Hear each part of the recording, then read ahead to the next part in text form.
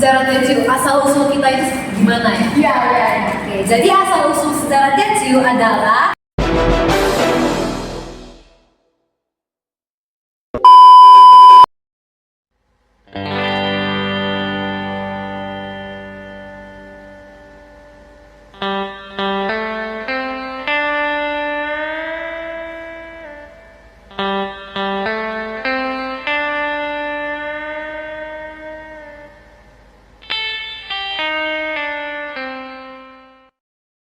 Selamat pagi, siang, dan malam. Assalamualaikum warahmatullahi wabarakatuh. Salam sejahtera bagi kita semua. Om Swastiastu, Namo Buddhaya, dan salam kebajikan. Perkenalkan, nama saya Anacia dengan NPM 2451128. Perkenalkan, nama saya Denis dengan NPM 2451124. Perkenalkan, nama saya Stefaniko dengan NPM 2451117. Perkenalkan, nama saya Melitia Jarinio dengan NPM 2451024. Perkenalkan, nama saya Stanlita 2451244. Nah, teman-teman, pernah gak sih penasaran bagaimana sih asal-usul dari suku kalian masing-masing? Nah, karena kami suku Teochew, kami akan membahas mengenai bagaimana sih sejarah dari suku Teochew. Sejarah dari suku Teochew bermula dari overpopulasi yang ada di provinsi Fujian. Karena overpopulasi tersebut menyebabkan banyak dari mereka yang melakukan migrasi besar-besaran dari abad ke-9 hingga abad ke-15. Dan kenapa mereka memilih wilayah Chaoshan? Karena pada wilayah Chaoshan itu memiliki keunggulan geografis seperti tanah yang subur, sehingga mendukung mata pencarian hidup mereka seperti pertanian, perkebunan, dan perdagangan pada masa itu. Seiring berjalannya waktu, budaya Teochew pun terbentuk melalui interaksi dengan budaya lokal yang ada di sana, seperti budaya Hakka dan budaya Kanton. Karena itu, walaupun budaya Teochew memiliki ciri khas seperti dialek Min yang unik dari keluarga bahasa Min, mereka tetap mengadopsi beberapa elemen dari budaya lain dan juga tetap mempertahankan dialeknya hingga sampai sekarang. Kemudian ada peran penting kota Shantou. Setelah pelabuhan ini dibuka pada tahun 1860, kota ini menjadi pusat perdagangan dan migrasi. Dengan pelabuhan ini, orang Teochew bisa lebih mudah berdagang dan mulai menyebar ke berbagai negara, terutama di Asia Tenggara. Contohnya, banyak dari mereka yang pergi ke Indonesia, Malaysia, dan Thailand untuk bekerja di sektor pertambangan atau perkebunan. Bahkan mereka juga mengirimkan uang ke kampung halaman di Tiongkok sehingga membantu perekonomian di sana. Namun, migrasi ini bukan hanya soal ekonomi. Ada juga faktor sosial seperti bencana alam dan kelaparan yang memaksa mereka mencari kehidupan yang lebih baik di luar negeri. Meskipun dimanapun mereka berada, orang Teochew tetap menjaga tradisi mereka. Contohnya, mereka tetap merayakan Tahun Baru Imlek atau Festival Qingming, sekaligus menjaga bahasa dan adat istiadat mereka. Hal ini menunjukkan bahwa meskipun mereka jauh dari tanah asal, mereka tidak melupakan akar budaya mereka. Begitulah sejarah dari suku Teochew. Permisi, boleh izin Muhammad tanya sebentar? Boleh. Sebelum itu kamu suku apa? Aku suku Teochew. Oh, pasti ada marganya? Ada. Nama wargaku dan Mua. Oh, jadi marga kamu itu dapat dari bapak kamu ya? Ya. Kau tahu juga kenapa dari mamaku? Jadi suku Teochew ini menganut sistem patrilineal. Teman-teman, suku Teochew itu menganut sistem patrilineal akibat pengaruh kuat ajaran Konfusianisme yang menekankan pentingnya hierarki keluarga dan penghormatan kepada leluhur. Dalam Konfusianisme, keluarga dipandang sebagai inti masyarakat dan garis keturunan laki-laki memiliki peran penting dalam melanjutkan nama marga serta menjaga tradisi keluarga. Anak laki-laki dianggap sebagai pewaris utama yang memiliki tanggung jawab untuk melaksanakan ritual penghormatan kepada leluhur, memastikan keberlangsungan nama keluarga dan menjaga nama leluhur yang menjadi pusat kehidupan sosial dan spiritual keluarga. Jadi tidak heran lagi apabila ketemu teman Teochew kamu yang memiliki warga dari keturunan ayahnya. Kamu tahu gak struktur keluargamu apa? Kalau itu ya, keluarga itu apa? Itu loh, dari kakek, nenek, ayah, ibu, sampai anak. Oh, kalau kakek nenek ketua itu sih ada 4 ya. Baru ada ortu, baru ada anak.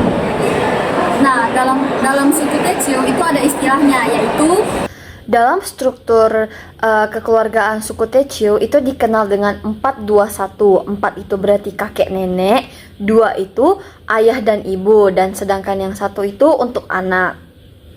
Dalam budaya Tecio, keluarga merupakan fondasi utama kehidupan sosial, di mana setiap anggota memiliki peran dan tanggung jawab yang jelas untuk menjaga hubungan antar generasi.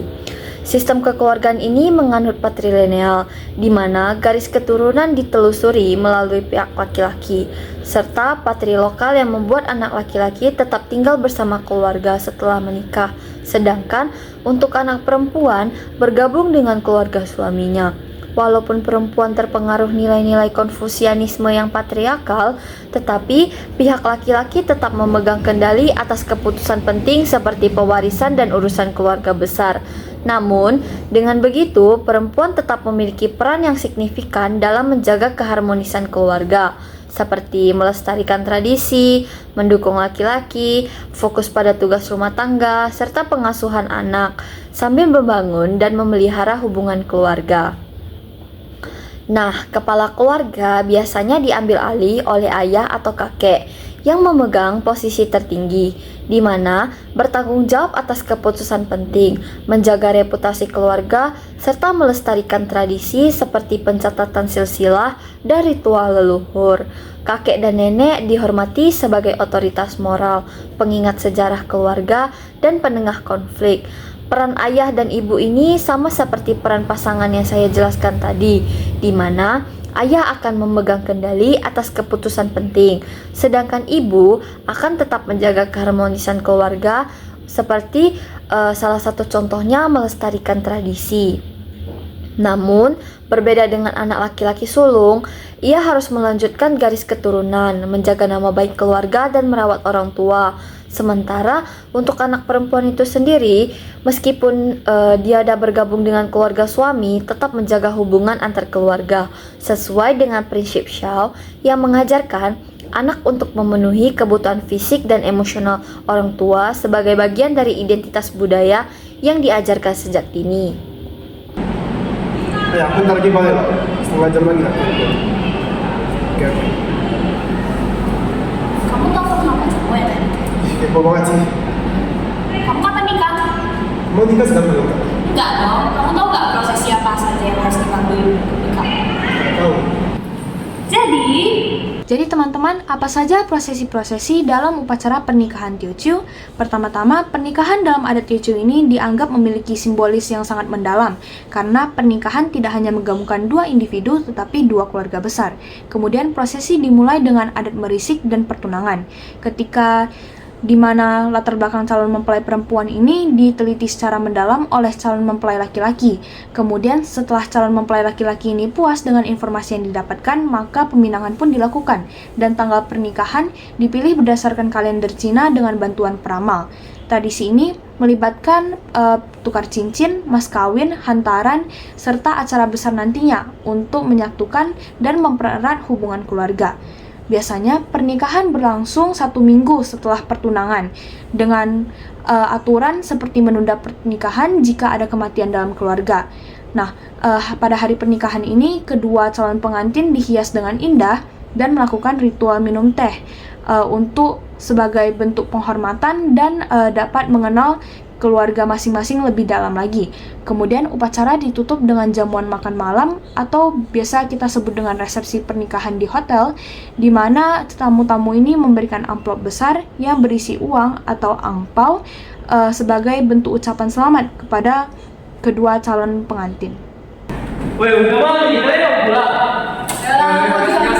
Aku udah di rumah kan besok hari itu. Hah? Hari itu? Emang besok hari apa? Hari Ciming mal.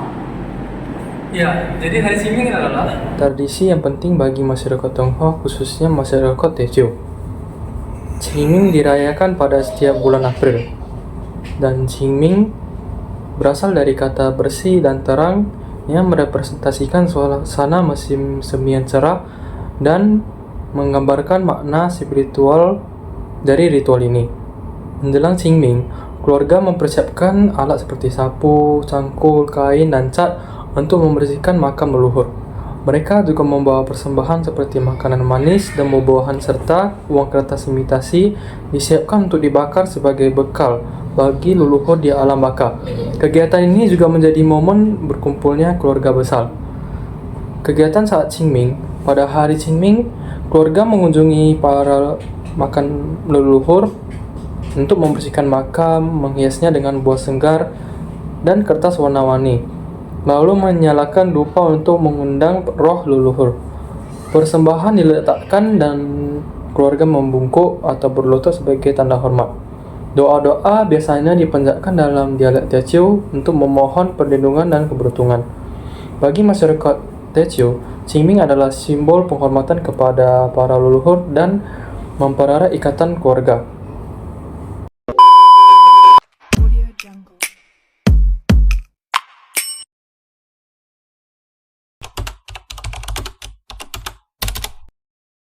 Lose, bagaimana struktur keluarga dalam masyarakat Teochew?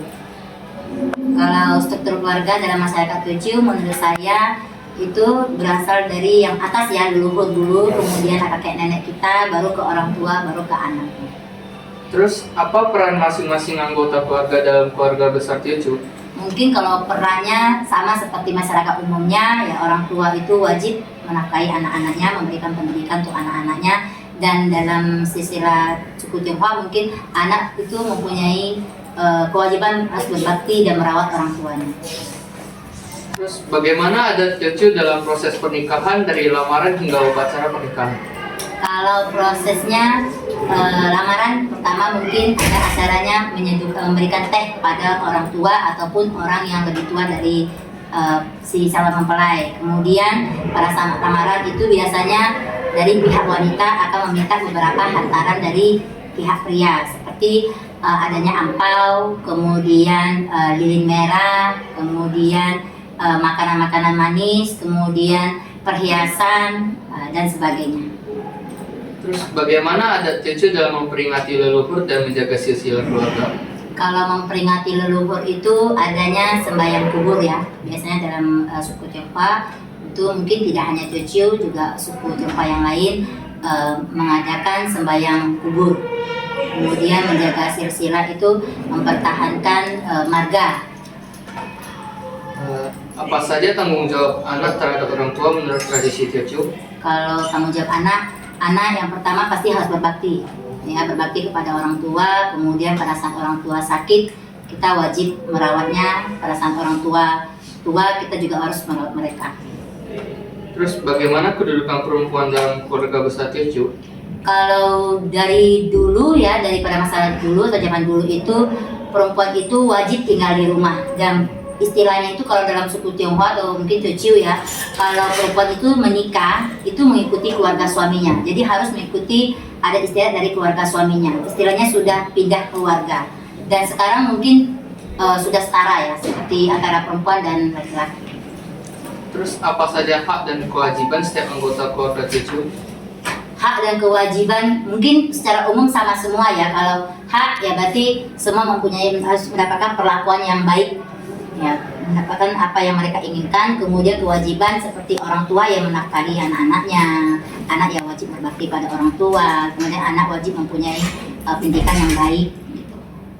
Terus bagaimana pengangkatan anak di keluarga Teochew? Kalau pengangkatan biasanya harus kedua belah pihak setuju dulu. Kemudian mungkin kita harus tahu dulu latar belakang dari anak yang akan diangkat. Kemudian adanya upacara sembahyang untuk pengangkatan anak tersebut. Apakah nilai-nilai adat Teochew masih dipraktikkan oleh generasi muda? Sebagian besar mungkin masih dijalankan, seperti kalau kita sembahyang kubur ya. Biasanya kan orang tua mengajak anak-anaknya untuk ikut sembahyang. Kemudian untuk hari besar biasanya juga anak-anak muda dilibatkan. Bagaimana cara keluarga besar mempertahankan nilai-nilai dan tradisi Teochew di tengah generasi muda? Ya, seperti yang saya bilang tadi, tetap melibatkan anak-anaknya dalam kegiatan atau hari-hari besar yang dijalankan oleh keluarga. Terus, adakah upacara pengangkatan anak di keluarga Teochew? Jika ada, jelaskan. Yang seperti tadi ya, kalau pengangkatan anak itu kita juga harus tahu dulu anak ini silsilah keluarganya bagaimana, berasal dari mana, baru kita akan mengadakan upacara pengangkatan anak. Ada istilahnya nggak, istilah upacaranya? Setahu saya sih tidak ada istilahnya. Biasanya mereka itu sembahyang leluhur, ya.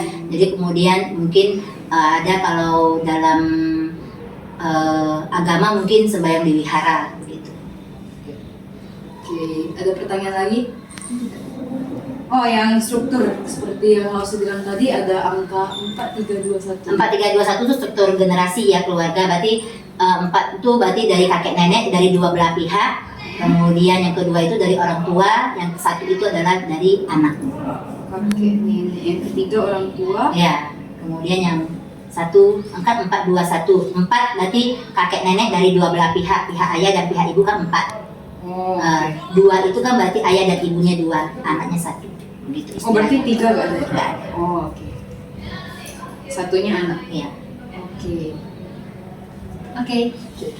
Terima kasih. Ya, terima kasih.